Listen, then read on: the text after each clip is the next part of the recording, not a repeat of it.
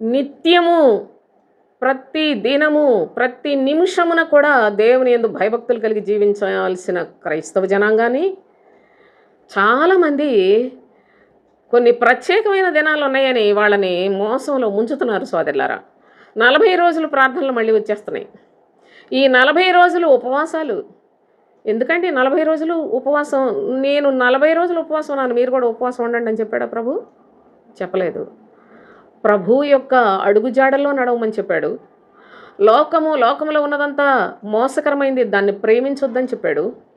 మీరు పరలోక సంబంధులై ఉండండి, పైనున్న వాటిని వెతకండి అని చెప్పాడు. అవన్నీ కష్టం కదా, అందుకని అవి ప్రక్కన పెట్టేసి ఈ లోకంలో మనుషులందరూ మరి దేవుని నమ్ముకుంటున్నారు, సంఘాలు పెడుతున్నారు.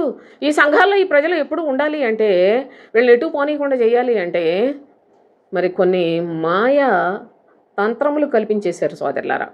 40 దినాలు ఉపవాసం ఉండడం అనేది నిజంగానే ఉపవాసం చేస్తారా? 40 రోజులు ఉపవాసం ఉన్న తర్వాత భక్తులైపోతారా? ఆ తర్వాత మీ ప్రవర్తన, మీ యొక్క స్వభావము, మీ మనస్సు మార్పు చెంది రూపాంతరం చెందే విశ్వాసులుగా తయారైపోతారా మీరు?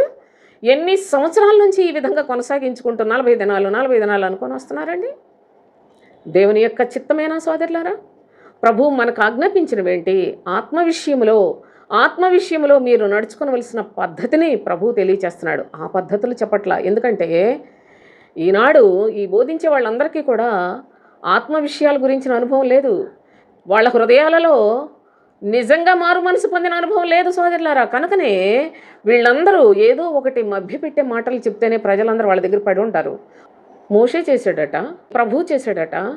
భక్తి కలిగిన వాళ్ళు ఇశ్రాయేలీయుల ప్రయాణాల గురించి, మరి మోషే 10 ఆజ్ఞలు తీసుకురావడానికి ఎన్ని మార్లు 40 దినాలు ఆహారం లేకుండా మరి ఏ విధంగా దేవుని సముఖంలో గడిపాడు అవన్నీ చెప్తున్నారు. అసలు వాటికిని ఈ రోజునున్న క్రైస్తవ్యానికి అసలు ఎలాంటి సంబంధం ఉందా? అలాంటి భక్తుల యొక్క ఒక లక్షణమైన మన బ్రతుకుల్లో ఉందా?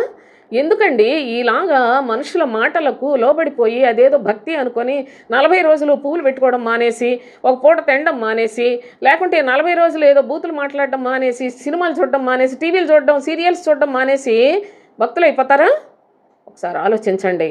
మనము మన పూర్ణ హృదయంతో, పూర్ణ మనస్సుతో, పూర్ణ వివేకముతో, పూర్ణ శక్తితో మన ప్రభు అయిన దేవుని ప్రేమించాలి, సేవించాలి, ఆయన ఘనపరచాలి. అది క్రైస్తవ్యం అంటే. మనుషుల యొక్క పద్ధతులకు లోబడి ఆచార సంబంధమైన వాటిని చేసి నష్టపోవద్దని బ్రతిమాలుకుంటూ ఉన్నాను.